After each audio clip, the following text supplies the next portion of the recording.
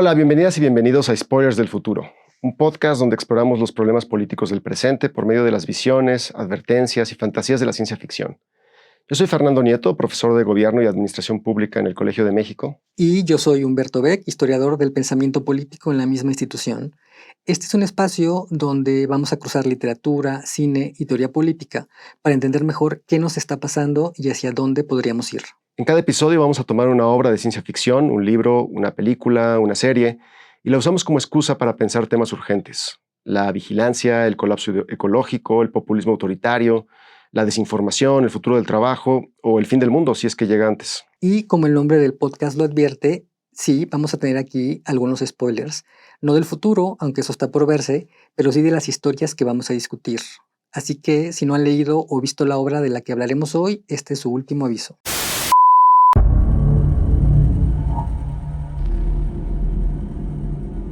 El Colegio de México y el Centro de Estudios Internacionales presentan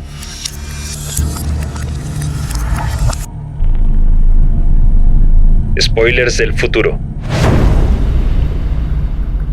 con Fernando Nieto y Humberto Beck.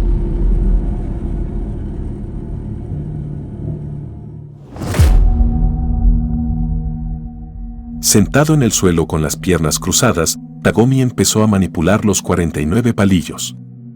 Sentía de algún modo que la consulta era perentoria y trabajó febrilmente hasta que al fin obtuvo las 6 líneas. Trueno. Hexagrama 51. ¿Qué significaba? Tagomi miró alrededor. La llegada. ¿De qué? Se incorporó de un salto y se quedó jadeando, expectante.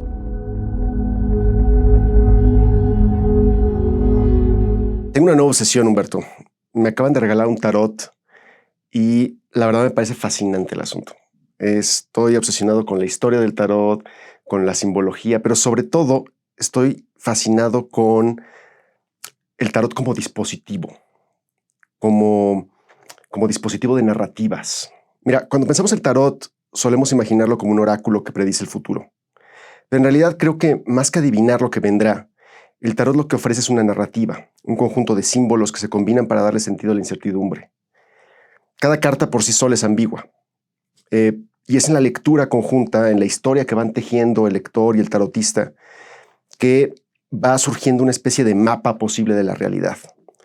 Entonces no importa tanto la verdad objetiva de las cartas, sino cómo orientan la percepción y la acción de quien va escuchando la historia. Y el asunto es que creo que la política funciona de manera parecida.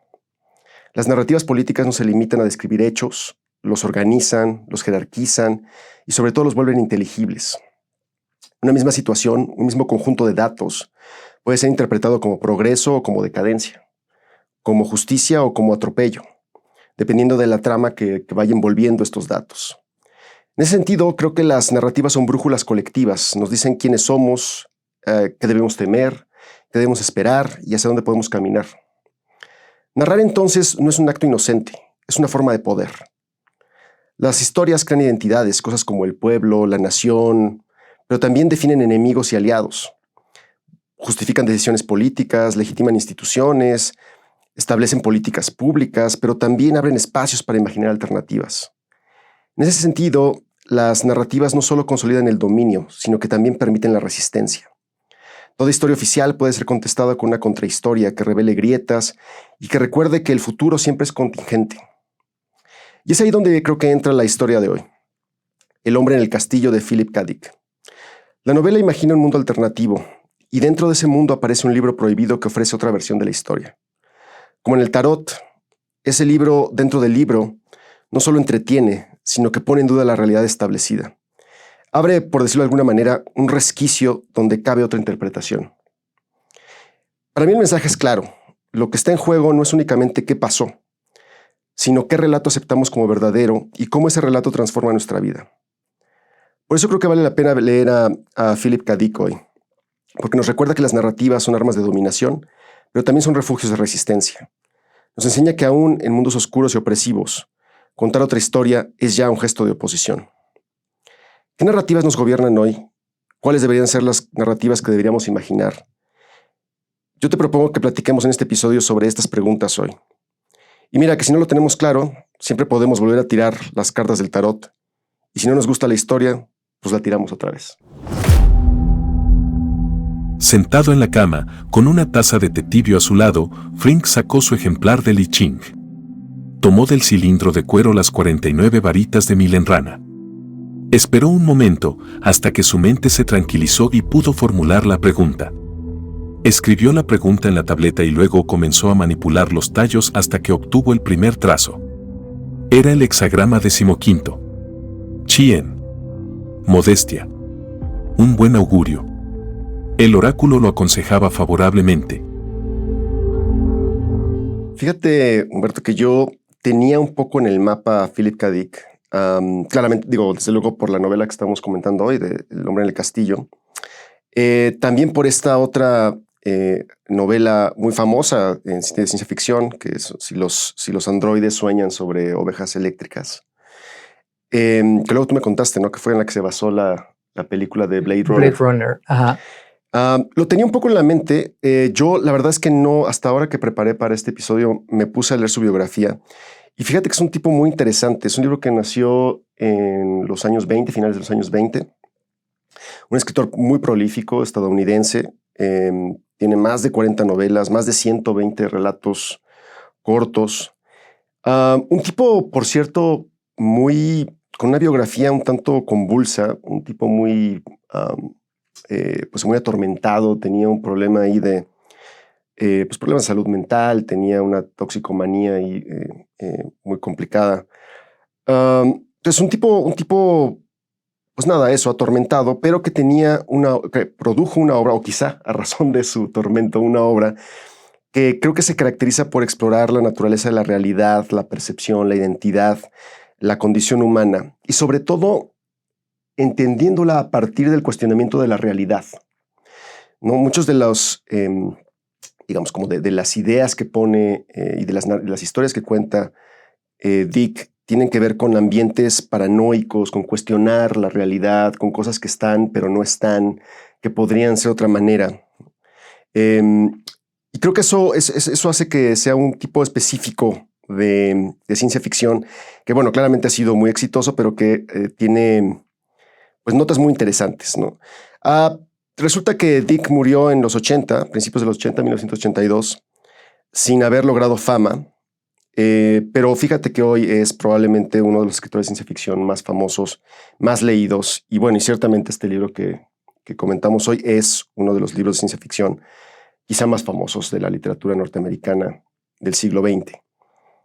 Entonces, si quieres platicamos un poquito sobre el libro. ¿Tú cuál dirías que es la premisa central del libro? Creo que la premisa central de esta obra que queremos discutir hoy, que es El hombre en el castillo, o The Man in the High Castle en inglés, es cómo sería el mundo si las potencias del eje hubieran ganado la Segunda Guerra Mundial. Es decir, si la Segunda Guerra Mundial no la hubieran perdido, sino la hubieran ganado Alemania y Japón, básicamente. Y cómo sería específicamente Estados Unidos. Cómo hubiera sido un Estados Unidos derrotado en la Segunda Guerra Mundial.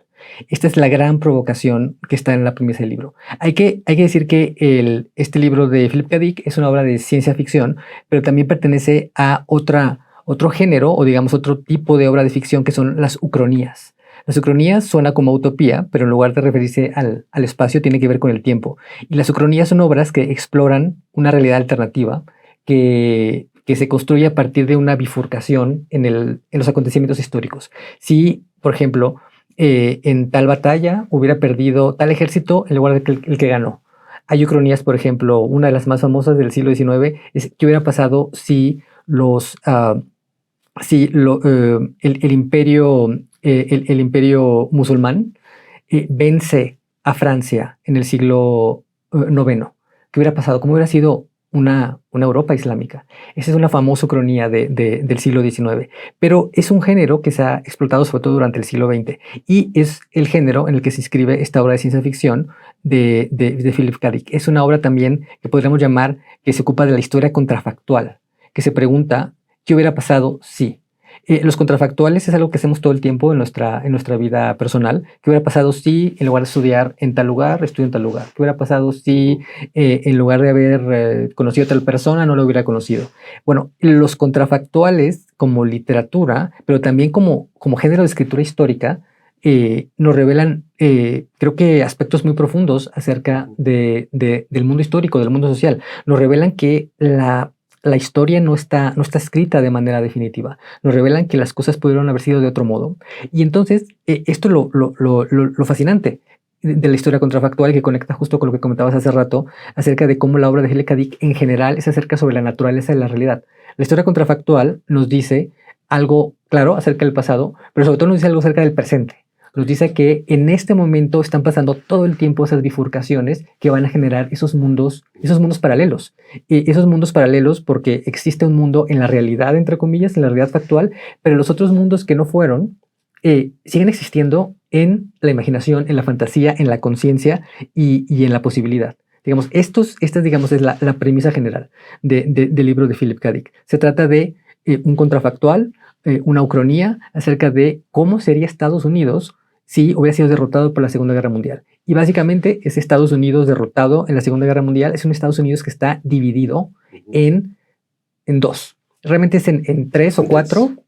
Realmente en 3 o 4, pero lo importante es que hay un cacho de Estados Unidos, que es el este, que está dominado por la Alemania nazi, y está un cacho, que es el oeste de Estados Unidos, todo el Pacífico, que está dominado por Japón, y en medio hay una especie de estado neutral, pero que sigue siendo como un estado que dicen buffer state, un estado como de contención, porque, bueno, aunque eran aliados, los japoneses y los alemanes, y ese es un tema de la novela, no lo tienen por qué ser para siempre. Hay algunos personajes muy, muy importantes, como ¿cuáles creías tú que son los más significativos? Pues mira, hay varios. Yo creo que quizá la principal es Juliana Frink. Juliana es una chica que proviene de los Estados Unidos del Pacífico, que es la parte japonesa. Ella escapa a este buffer state, a este estado amortiguador, supongo que se diría, en las montañas rocallosas. Se convierte en maestra de judo y ella pues vive por ahí y conoce a otro personaje importante que es Joe. Pues ella va como... Este personaje es interesante porque ella justamente encarna esta lógica de la persona que va cuestionando la realidad en la que va viviendo. Ella proviene te decía, de San Francisco, de los Estados Unidos del Pacífico. Ella conoce, por cierto, un oráculo que es otro, no es un personaje, pero es un punto muy importante en la historia, que es el I Ching, que es un libro chino milenario, ¿no? Que es una especie de oráculo. De lo que entiendo es que uno tira unas monedas o unos palitos. Es una especie de tarot. Exacto. Y uno va buscando un hexagrama y eso le da como ciertas, pues eso le da unos conceptos que para uno ir interpretando la realidad con la que está o para contestarse una pregunta que se hace.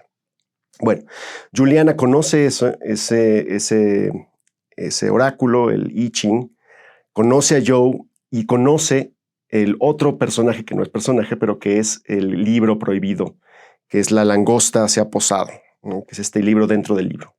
Hoy sí que platicamos un poquito de ese, pero ella encuentra en esta historia una especie de esperanza que va guiando su recorrido. Ella decide junto con Joe ir a conocer al hombre en el castillo, que es un señor que se llama Hawthorne Abenson, que es el autor de este libro de La langosta se ha posado, que es otro personaje muy, muy interesante,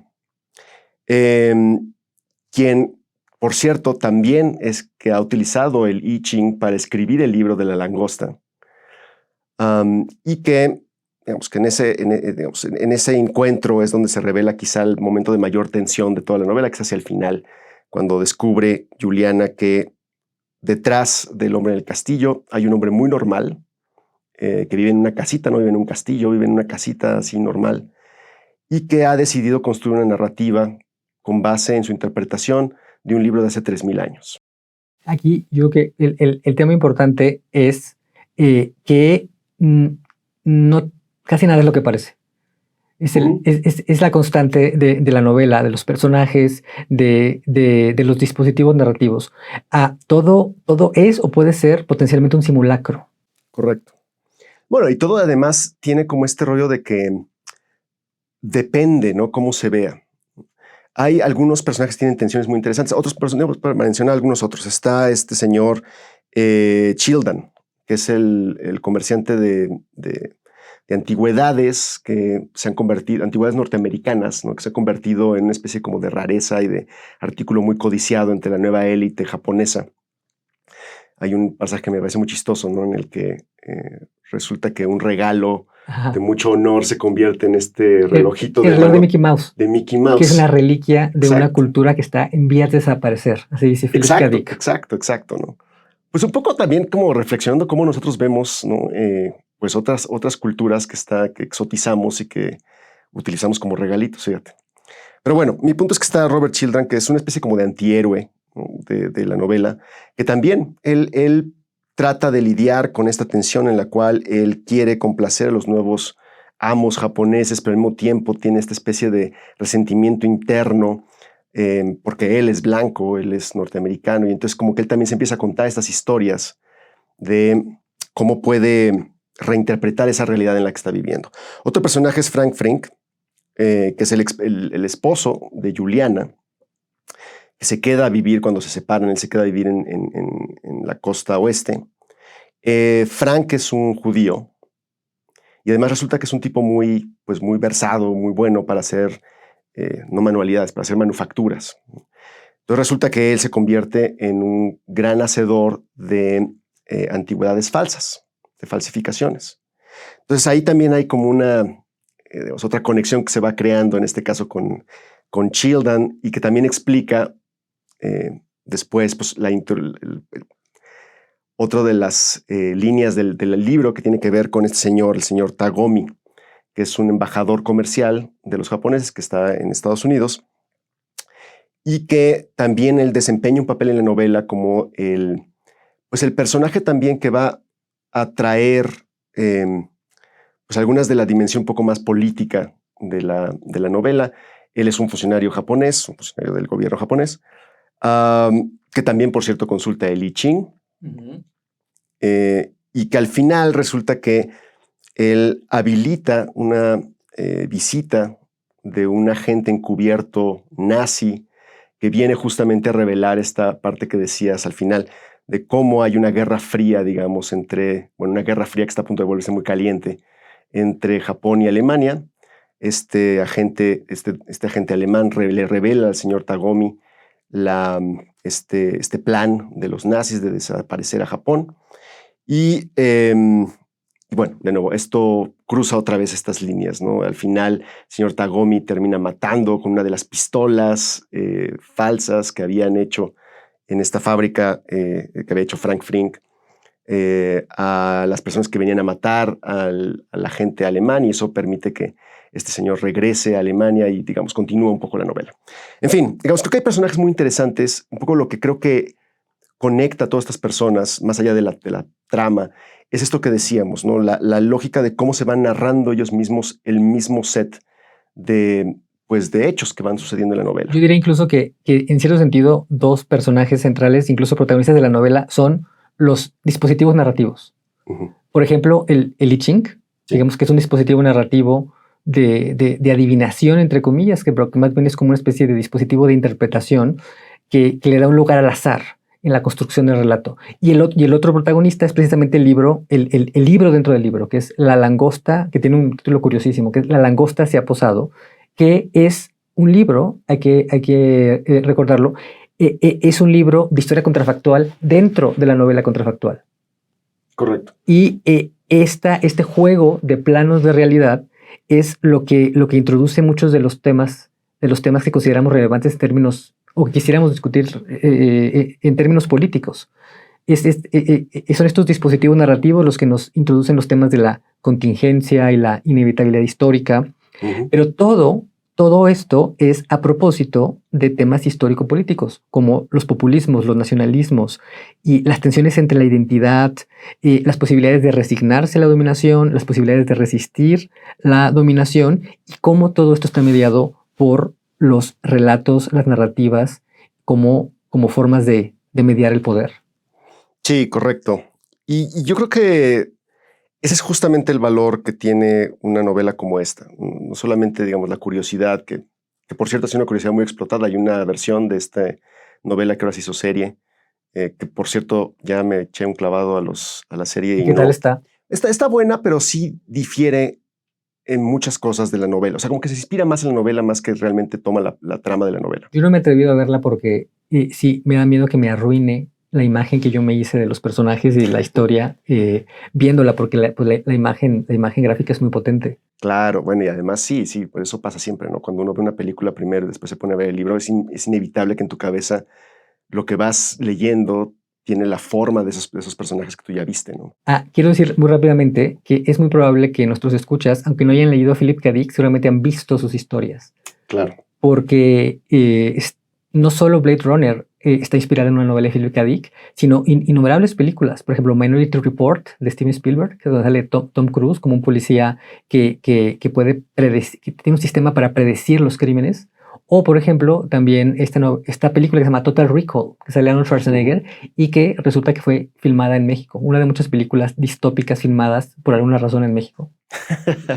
Yo creo que hay razones muy claras de por qué. Yo creo que hay una afinidad ahí. Claro. No, bueno, pero un poco regresando al punto, Humberto, sí, claramente hay una serie de temas políticos que atraviesan toda la novela, más allá de la obviedad de, digamos, de esta historia donde ganan los nazis y los japoneses. Y sí, creo que tienen que ver fundamentalmente con el papel fundamental que tienen las narrativas en la vida política. ¿Por qué hay que hablar de estos temas hoy? Porque no se trata solo de una Ucrania curiosa, ¿no? De un ejercicio de imaginación contrafáctica. Creo que lo que hace Dick es que nos confronta con preguntas que siguen vivas. ¿Qué tanto la política está marcada por la inevitabilidad? ¿Qué tanto por la contingencia? ¿Hasta dónde es que tenemos que echar mano de la contingencia? No solamente para entender lo que está pasando en la política, sino también para, por ejemplo, manipular a la gente, ¿no? ¿Cómo se disputan las narrativas en un tiempo donde estamos metidos en un campo de posverdad, donde ya no tenemos necesariamente este set de entendimientos conjuntos básicos, ¿no? Donde todo está en disputa? ¿Y de qué manera podemos contar otra historia? Y esto es importante porque ese otro contar, esa contranarrativa, creo que se puede convertir en un arma de resistencia frente a quienes quieren imponer un relato único. Y eso hace que hablar de narrativas sea fundamental en un momento como el que estamos hablando, ¿no? De un movimiento de regresión democrática, de populismos autoritarios, de nuevos nacionalismos. En fin, digamos, una serie de tensiones que creo que vale la pena repensar a la luz de los temas que nos propone Philip K. Dick. Y el libro se llama La langosta. ¿Qué más? La langosta se ha posado. Es una cita de la Biblia. Y como no hubo Pearl Harbor, los japoneses fueron derrotados. No. Japón habría ganado de cualquier modo. Aún sin Pearl Harbor. En el libro, la flota norteamericana impide que tomen las Filipinas y Australia. Las habrían tomado de todos modos. Su flota era superior. Conozco bien a los japoneses y estaban destinados a dominar el Pacífico. Estados Unidos era un país en decadencia desde la Primera Guerra Mundial. En El hombre del castillo, la premisa es que los nazis ganaron la Segunda Guerra Mundial. Y todo parece inevitable, ¿no? Justo como entendemos ahora la inevitabilidad de los aliados ganando la Segunda Guerra Mundial. Pero lo interesante de la novela de Dick es que hay un libro dentro del libro, este libro de La langosta se ha posado, que abre una rendija de contingencia, ¿y si? ¿Qué hubiera pasado? ¿No? Que altera el horizonte de lo posible.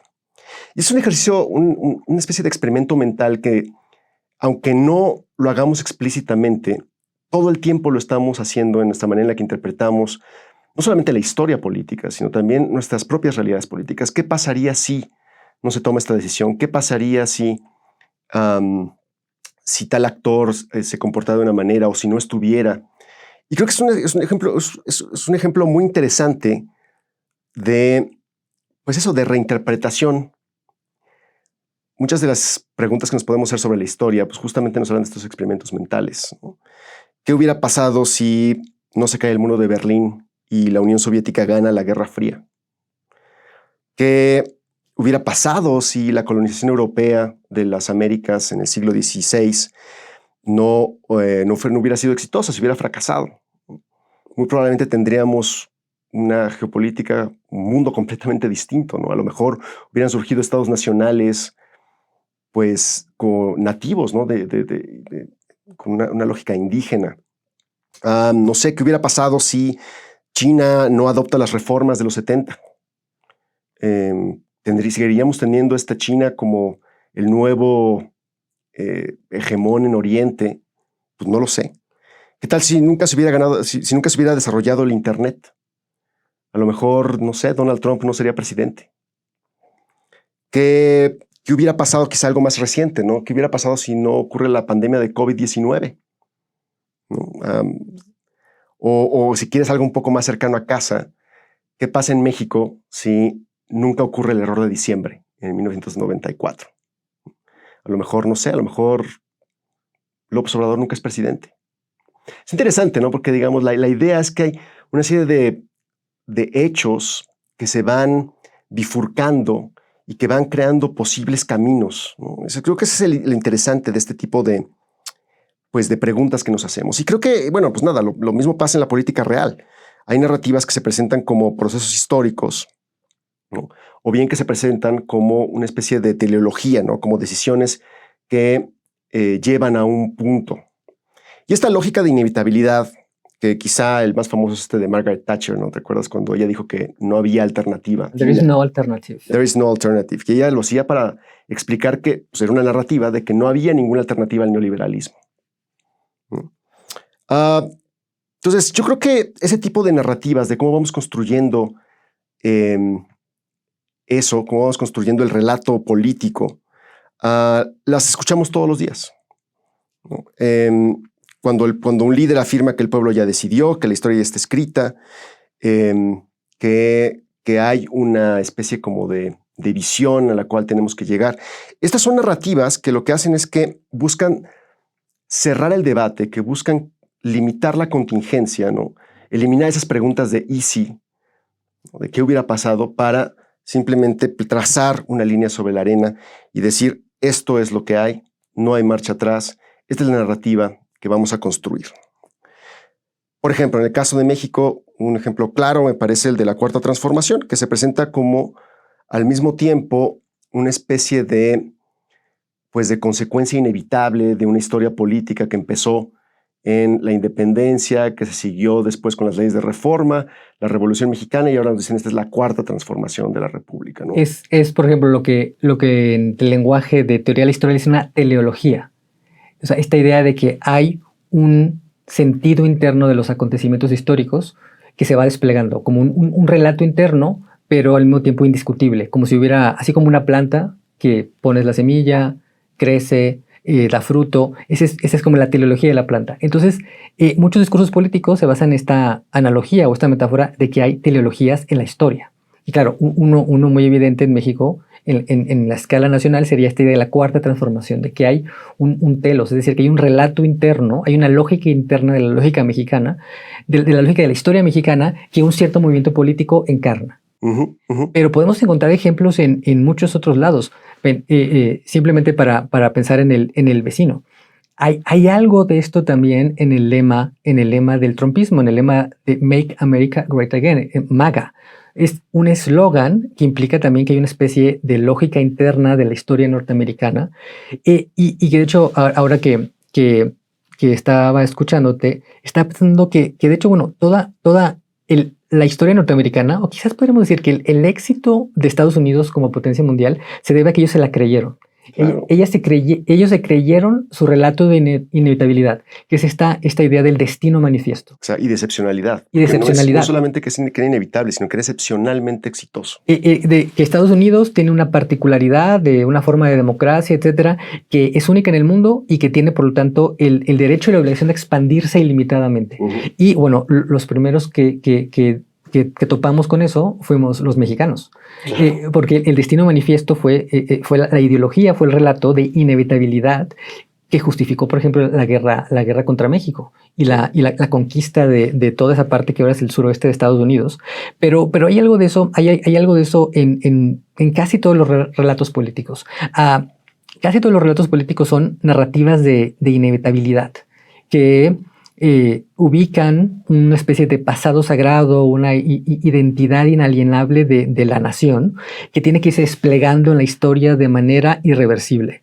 Entonces, muchos fenómenos políticos se tratan de convencer al público, a los electores, que ellos son los que encarnan este guión de la historia, este guión de la inevitabilidad, y que por lo tanto tienen el derecho a gobernar, tienen el derecho a mandar, y los que no comparten ese relato son irracionales, son antinacionales, son incluso traidores a la patria. El mundo contemporáneo es un mundo donde esto se ha vuelto particularmente intenso. Sí. Y particularmente explícito. Y no es una casualidad que el mundo contemporáneo es un mundo de populismos. Claro. El populismo es, se puede decir, un estilo político, una forma de entender la política que muy deliberadamente juega con los relatos. Por ejemplo, seguramente has escuchado de este teórico que se llama Ernesto Laclau. Sí. Este teórico político argentino que tiene un libro que se llama Sobre la razón populista.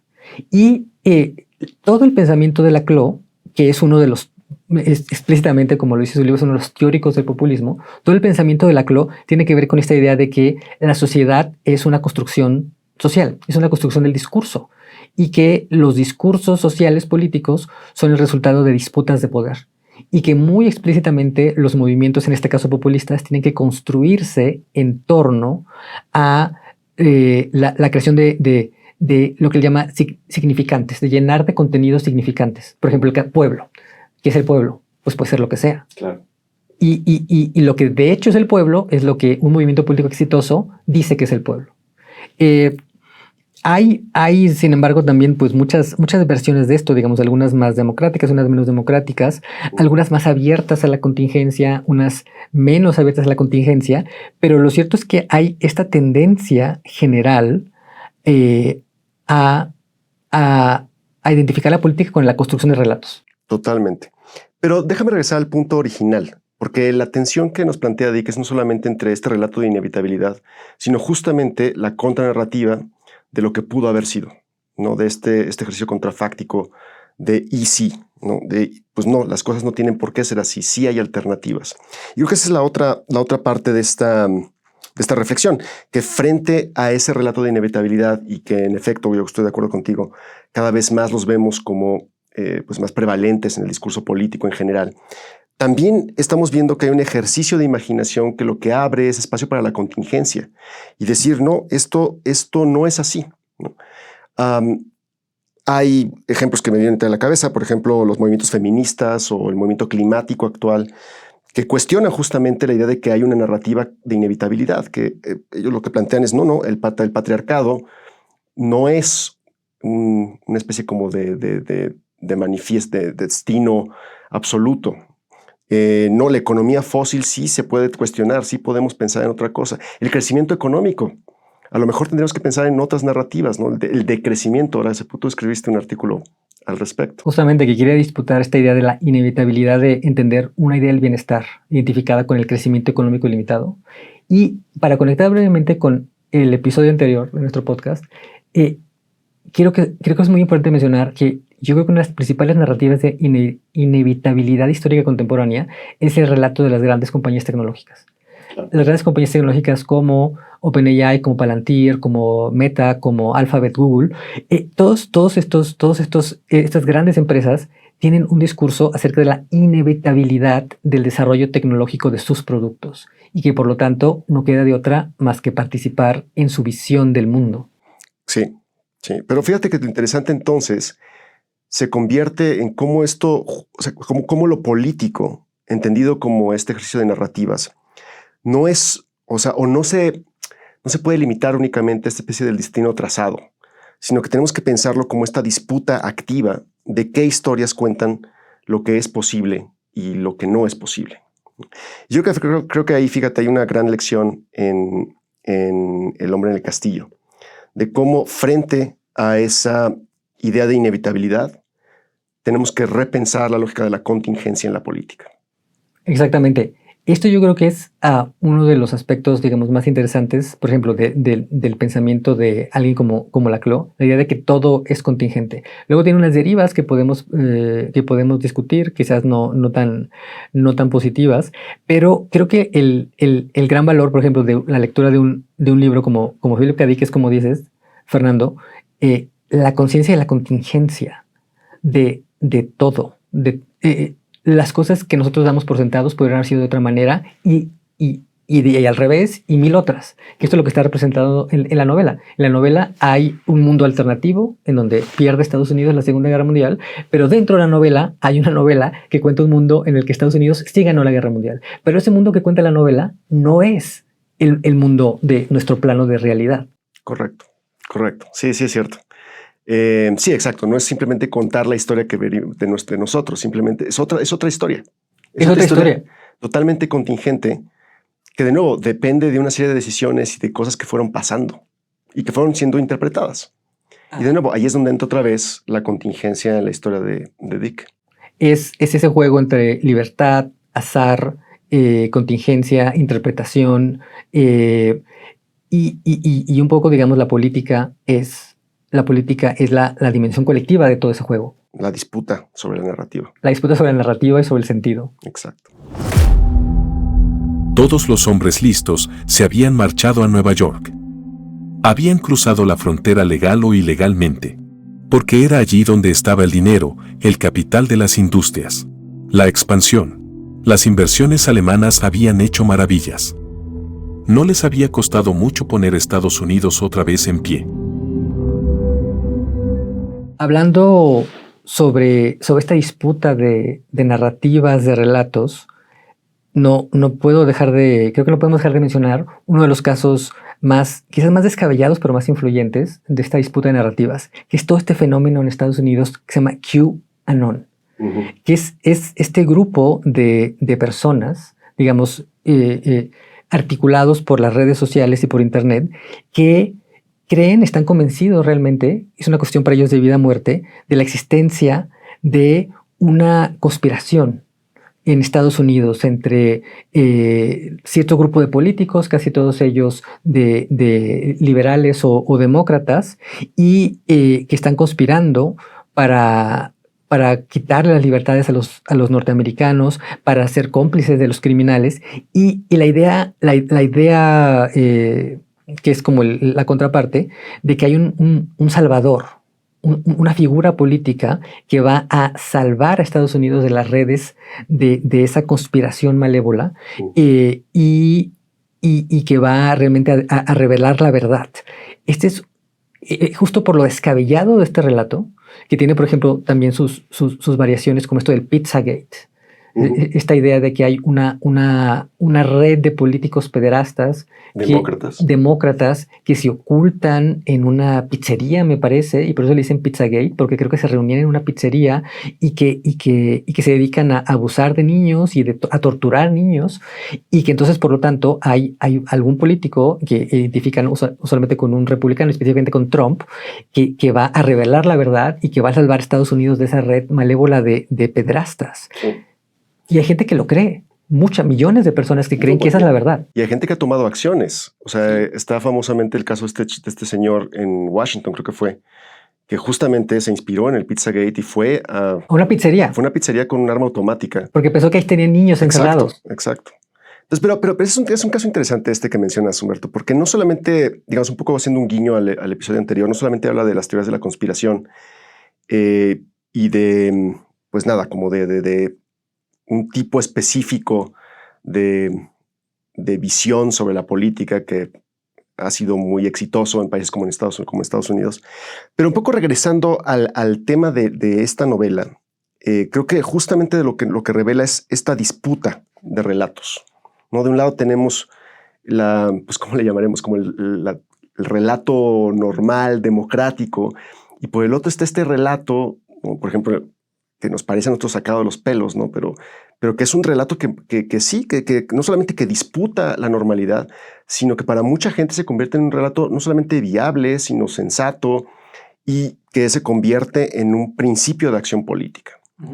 Y esto me recuerda el tema de, pues eso, digamos, de nuestra realidad posverdad, donde estamos en un nuevo entorno de información, donde hay un montón de fake news, hay un montón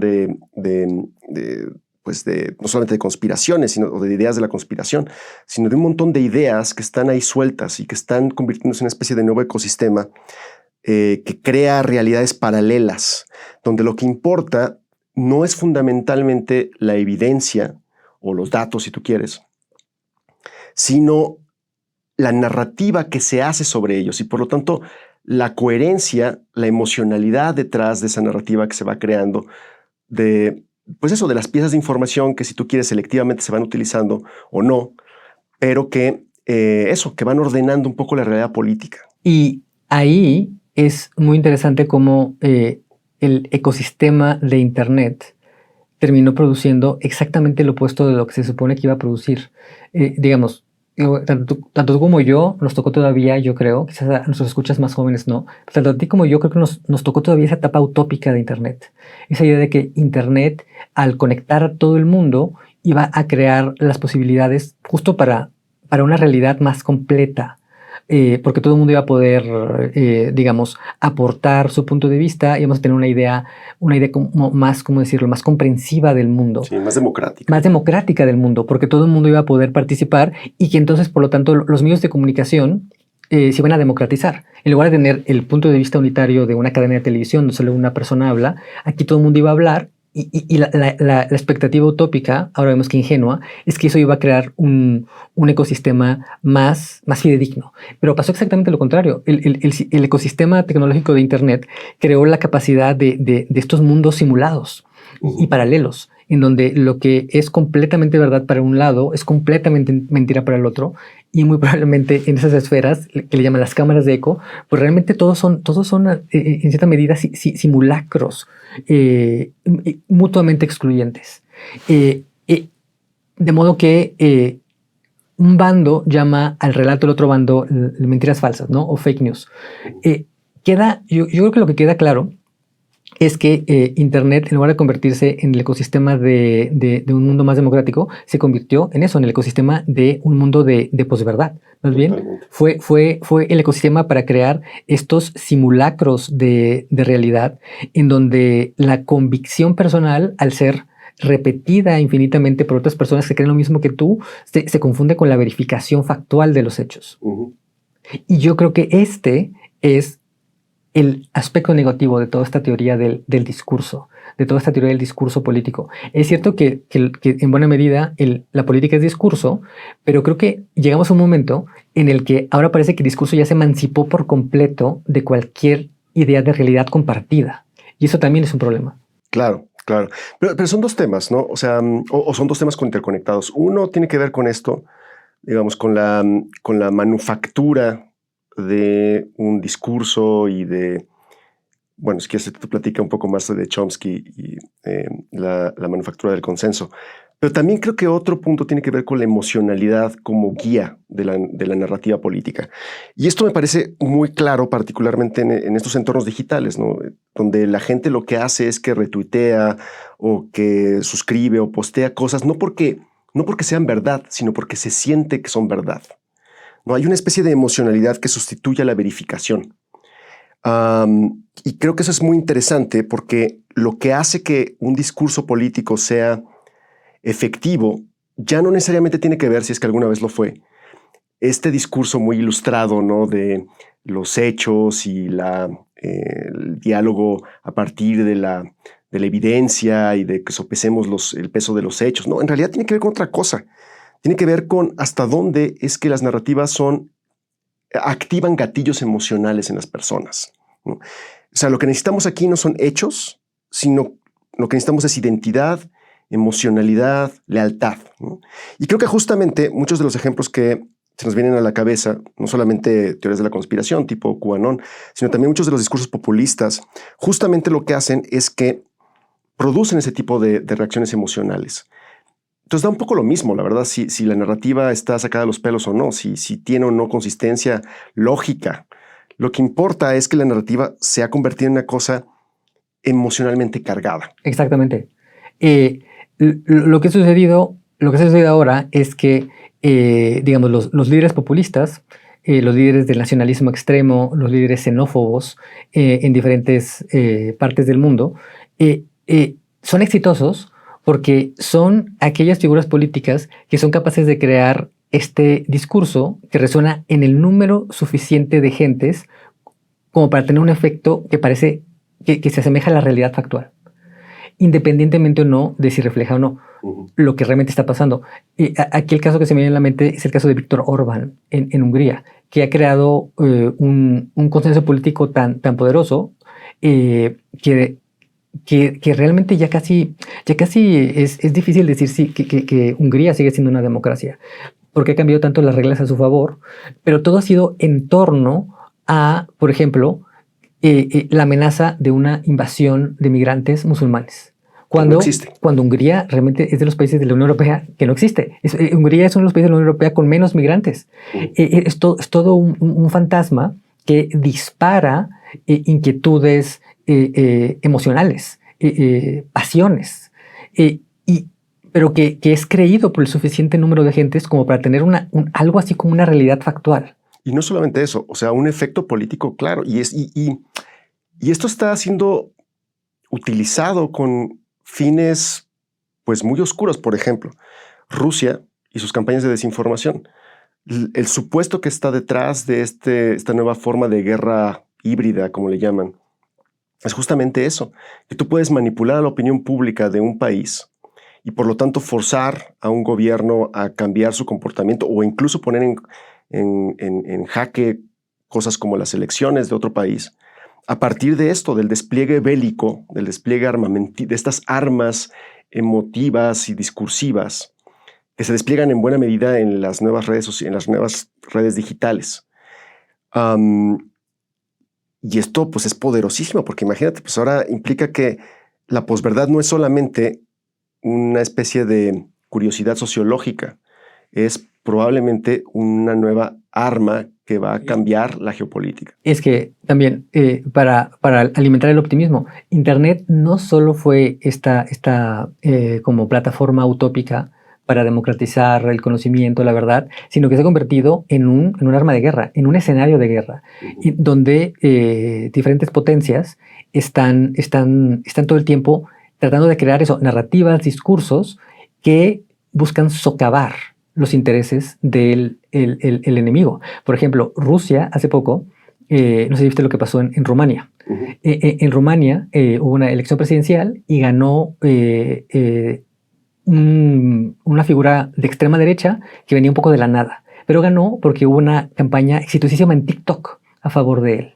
Después, la Suprema Corte rumana, digamos, inhabilitó esa elección y se repitió el proceso pero el argumento es que había sospechas suficientes para pensar que ese político de ultraderecha que venía de la nada era básicamente un invento de Rusia. Y ahí vemos un claro ejemplo de cómo hay este juego, cómo hay este lado oscuro de esta dimensión contingente y este juego de narrativas de la política. Sí, bueno, y ejemplos también hay muchos otros, ¿no? El fraude patriótico en Venezuela, los cuestionamientos de Donald Trump sobre la validez de la elección en la que perdió contra Biden. En fin, sí, hay una serie de muchos ejemplos que justamente revelan este lado oscuro de la contingencia. Y de nuevo, de la construcción más bien la idea de la política como construcción de narrativas, ¿no? Donde todo se convierte en un campo de batalla. No hay este piso común que nos imaginamos de los hechos que todos compartimos, ¿no? Eso, incluso la definición misma de lo que es un hecho, se convierte en una cosa contingente. Y de ahí la importancia que tiene en la novela de Dick el I Ching. ¿Por qué? Porque al final el rey de todo esto, digamos el que debe, más allá de las voluntades que quieran manipular la contingencia, al final el que determina todo es el azar. Robert Chowden sintió que se ruborizaba y se inclinó sobre el vaso para ocultarse a los ojos del japonés. ¡Qué modo terrible de empezar una conversación! Había estado discutiendo de política de un modo tonto e insolente. Había expresado puntos de vista opuestos sin ninguna cortesía y solo el tacto extremo de Kazoura había podido salvar la noche. «Cuánto tengo que aprender», pensó. «Son tan corteses y educados. Y yo, el bárbaro blanco». Otro punto interesante, Humberto, es el del libro prohibido.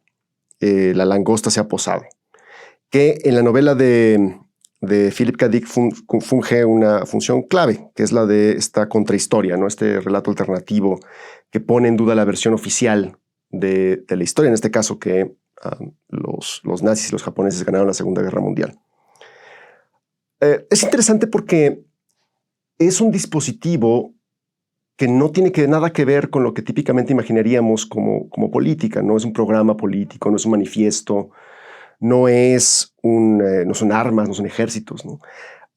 Pero sí es muy poderoso en tanto que es un dispositivo que permite imaginar una realidad alternativa, imaginar cómo las cosas pudieron haber sido distintas, ¿no?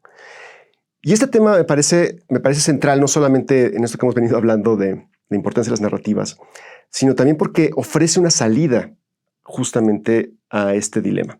Pero si quieres, antes de hablar eso, me gustaría explorar un poquito el tema de los libros prohibidos. ¿Tú tienes ejemplos en la cabeza de...? Claro.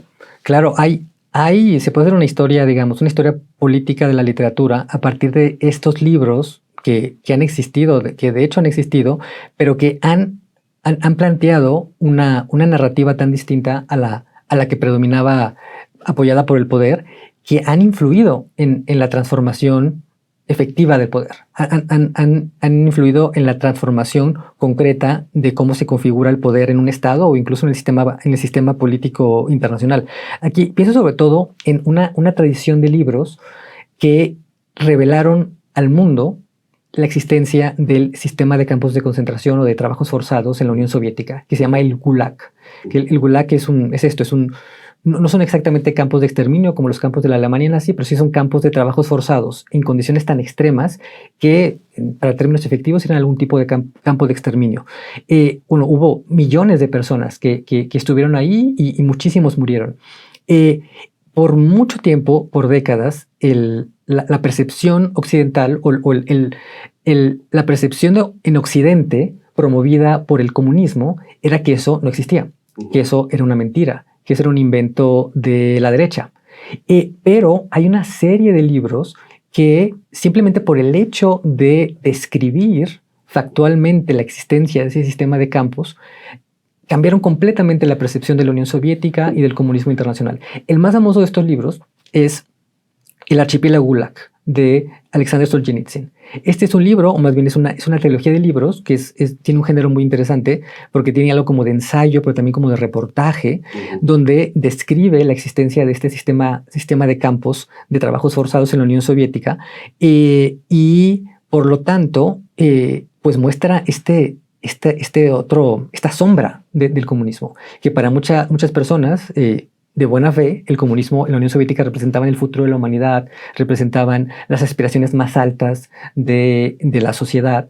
Bueno, esa realidad, esa aspiración tenía una sombra, que era la realidad de un sistema de dominación brutal, que hay gente como Hannah Arendt, que ha comparado con el nazismo. Sí. Entonces, el simple hecho de que circulara este libro en Occidente, muchas veces mediante el contrabando, hizo que cambiara la percepción del comunismo y la Unión Soviética en todo el mundo. Sí, sí. Y otro ejemplo, digamos, como en esa beta de libros prohibidos serían los versos satánicos, ¿no? De Rushdie, que no, o sea, me refiero a que son libros que cambian la perspectiva, por ejemplo, en este caso desde Occidente, ¿no? Del mundo árabe, por ejemplo. Pero creo que también hay otra beta que tiene que ver con, pues, un poco una cosa más cercana a La langosta se ha posado, que son libros de ficción. ¿no? Oiga, me viene a la cabeza, por ejemplo, la cabaña del tío Tom. Ajá. De Stowe, que lo que hizo es que cambió la percepción en Estados Unidos de la esclavitud, de cómo se discutía, particularmente esta visión de que en el sur de Estados Unidos, de cómo se veían a los negros, a los afroamericanos, del drama detrás de la esclavitud. Y se convierte entonces en un dispositivo que carga políticamente el tema y que moviliza apoyos, en este caso, en contra de la esclavitud. Aquí fue el caso de la cabaña de Tom, es el caso muy exitoso de cómo literalmente una narrativa, o sea, una ficción, una novela, cambia la percepción de toda la sociedad respecto a un problema y crea entonces la posibilidad de un movimiento político que plantea que las cosas sean completamente distintas. Sí. Y bueno, tú comentabas la otra vez, ¿no? De la utopía de Tomás Moro. Ese sería, yo creo que en otro sentido y en otro plano, porque justamente por definición la utopía habla de algo que no es, pero sí el caso de una obra de ficción que simplemente por articular un ideal moviliza o más bien crea la posibilidad de una serie de movimientos políticos de transformación.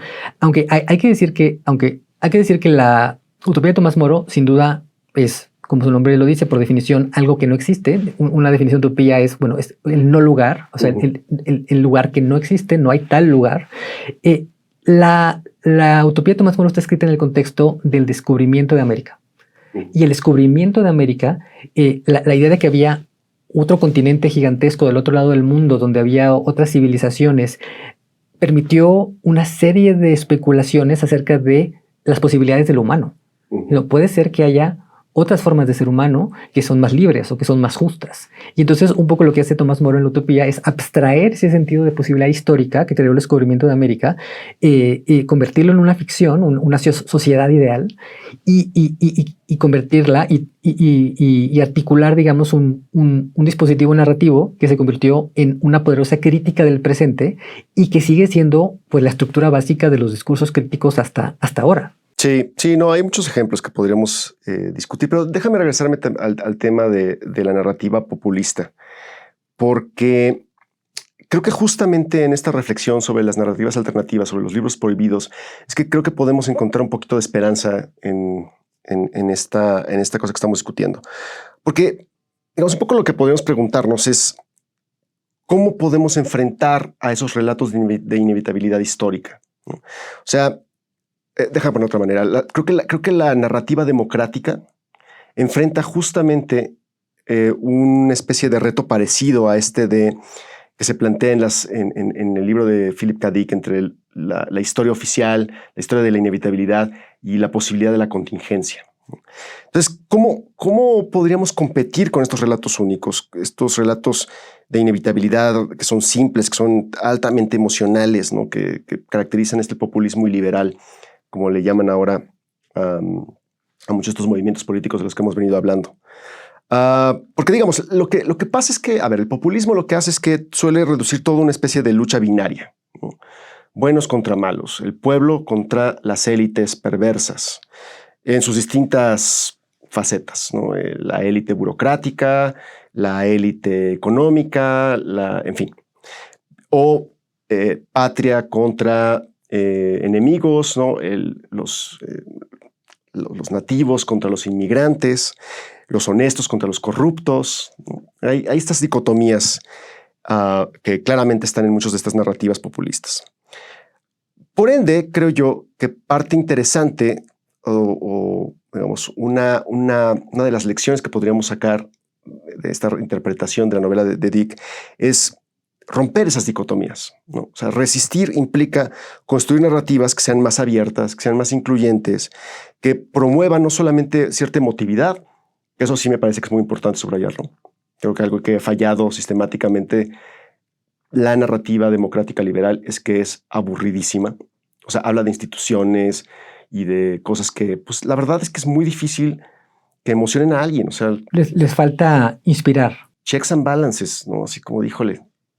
Te duermes, escuchar checks, sí, los pesos y contrapesos te duermes. Estado de Derecho, suena así como pesado, ¿no? Suena burocrático, exacto, suena aburrido. ¿no? Entonces, bueno, mi punto es que creo que sí hay una posibilidad de resistencia en contar estos libros prohibidos, ¿no? En contar estas narrativas que tengan una lógica distinta, una lógica más de contingencia, que hagan evidente que esa inevitabilidad no es tal, que esa es una manufactura, ¿no? Que expliquen, que conmuevan, pero que al mismo tiempo que abran la posibilidad a encontrar los resquicios, las pequeñas grietas en esa narrativa que se nos está imponiendo. Hay una frase que aquí me gustaría recordar, que es esta idea de que, bueno, es cierto que todos estos relatos políticos son, en cierto sentido, literatura.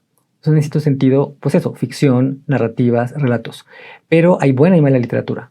Y la forma de responder a la mala literatura, pues es con buena literatura. Todo esto es metáfora, digamos. Todo esto es metáfora porque hay una traslación del sentido respecto a cierta perspectiva. Pero entonces hay metáforas malas, digamos, o metáforas que dejan de ser productivas, como puede ser esta oposición binaria. Esa es una metáfora que a lo mejor es productiva en cierto momento. En cierto momento es productivo en términos democráticos que hay esta división entre ellos y nosotros, entre el pueblo y las élites. El caso más típico es, por ejemplo, Solidaridad en Polonia. Este movimiento, que empezó siendo un movimiento obrero, pero que luego acumuló a todo. Estaba ahí la Iglesia Católica, estaban ahí los intelectuales y estaban ahí, por supuesto, los obreros, pero ahí la oposición dicotómica era entre solidaridad y la oligarquía del Partido Comunista Polaco. Y yo creo que ese fue un caso de una oposición binaria productiva en términos democráticos. Pero a veces esa metáfora de la oposición binaria ya deja de ser productiva cuando, por ejemplo, en uno de esos dos polos, que es la oligarquía, entran lo mismo los oligarcas que las madres buscadoras, por ejemplo, o los activistas ambientales. Entonces, digo, ahí yo creo que la metáfora ya se volvió mala literatura. Sí. Fíjate que, un poco como decíamos la otra vez sobre las teorías de la conspiración, yo creo que sí hay una intuición democrática, hay un valor detrás de esto. El problema es que eso muy fácilmente se pervierte y puede ser manipulado con fines muy oscuros. Se reifica, digamos, en el sentido que se vuelve una cosa fija que realmente ya no refleja el sentido original, que era la democratización, digamos. Oye, pero a ver, ¿se te ocurren como ejemplos más actuales de contranarrativas que no solamente, digamos, cuestionen esta lógica de la inevitabilidad, sino que estén genuinamente conmoviendo, emocionando a la gente? Pues mira, para irnos más allá de México, porque ahí sí me cuesta más trabajo, creo que sí hay en el ámbito internacional. Hay ahí, digamos, esbozos de nuevas narrativas incipientes en contra de la inevitabilidad, por ejemplo, del cambio climático como un desastre, como un desastre inevitable. Yo creo que ahí hay en ciertas figuras la posibilidad de otro relato que abre justamente la posibilidad histórica y que presenta lo que yo creo que podría ser una perspectiva de verdadera democratización. Sí. Y sí, tienes toda la razón. Además es una narrativa que ha sido cada vez más poderosa y que ha ido movilizando a un montón de gente. Otra que sí creo que ha tenido un efecto en México es el movimiento feminista. Claro. Yo creo que ahí sí se ha logrado posicionar una narrativa de igualdad, una narrativa de dignidad, de llamar a cuentas no solamente las instituciones formales, sino también a las normas sociales, a la cultura. Y claramente eso, bueno, hombre, basta con ver la concurrencia a cualquiera de las marchas del 8M para ver que es una narrativa que emocionalmente ha sido muy exitosa y que justamente lo que hace es que cuestiona esta especie de historia normalizada, de estructuras normalizadas, ¿no? Entonces yo creo que ahí hay un ejemplo de una contranarrativa que ha sido relativamente exitosa. Otra que se me ocurre, quizá un poco más cercana a casa, pues sería, por ejemplo, los movimientos de memoria frente a las dictaduras en América Latina, ¿no? Por ejemplo, las Madres de la Plaza de Mayo.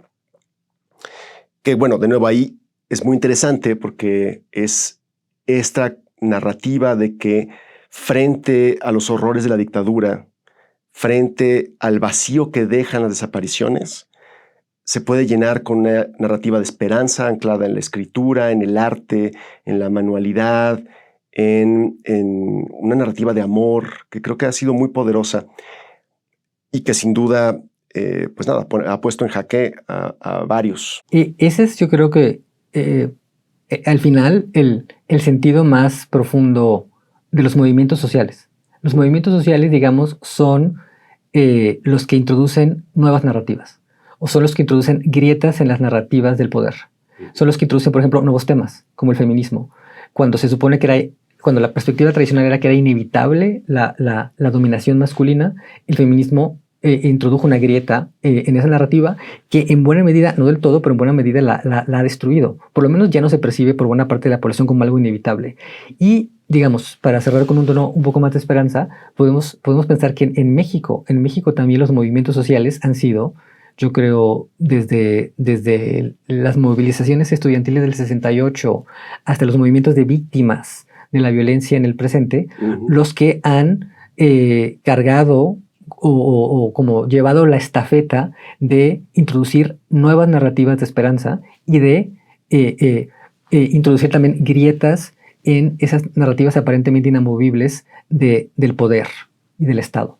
Correcto. Pues sí, porque la resistencia al final de cuentas no requiere siempre de armas reales, ¿no? De armas materiales. A veces lo que importa es contar otra historia. Una historia, pero además una historia que despierte emociones, que recuerde que otra realidad política es posible, que lo que estamos viendo actualmente, que la narrativa actual no es un monopolio incuestionable, que siempre hay algo que puede ser. Y me gustaría cerrar con una cita del propio Philip K. Dick, que dice: en lugar de que la sociedad me moldee, yo la moldeo. Aquí llegaba el hexagrama, nacido de los cambios pasivos y azarosos de los tallos. Cambios casuales, y sin embargo, profundamente enraizados en el momento actual, en los lazos particulares que unían su propia vida con todas las otras vidas y partículas del universo.